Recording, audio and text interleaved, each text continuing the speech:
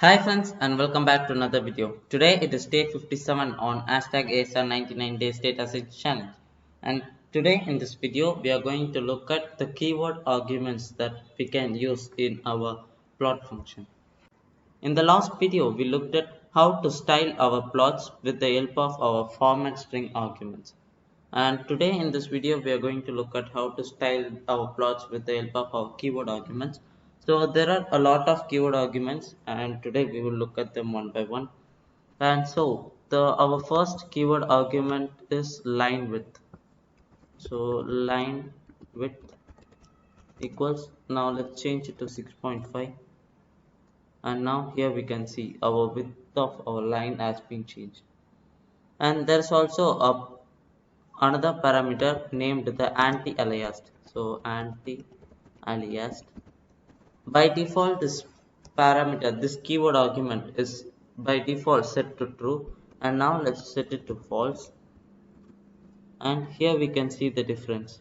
With the help of our anti-aliased function we can smoothen our curve.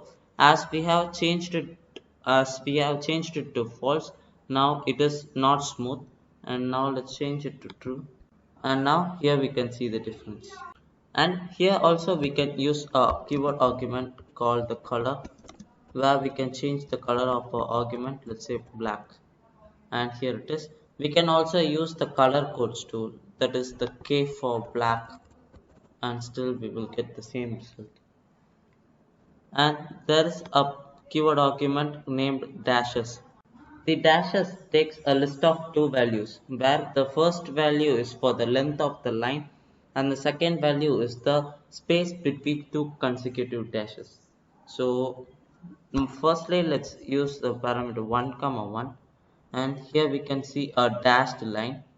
And now let's say I'm changing the line size to 5 and the space between them to be 3, and here it is. The line size is 5 and the space between them is 3, and in order to show the difference of the gap between them, let's change it to 10, and here it is. And also we can use our argument line style, which helps us to change the style of our lines.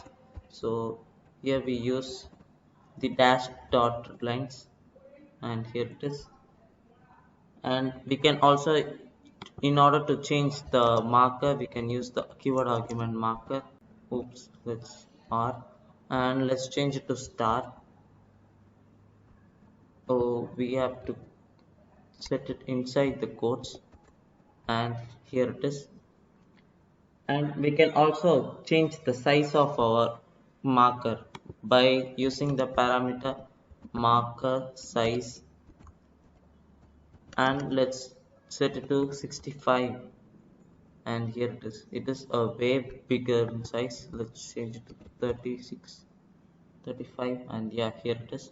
And in order to give a outer layer for our marker, we can use the parameter marker edge color. So let's use it, marker edge color, and now let's change it to, let's say, green, and here you can see the difference. And in order to change the width of the color, width of our edge color, we can use our parameter marker edge width, and let's change to 6.5 again, and here we can see that. Let's set it to 1.5, it looks better.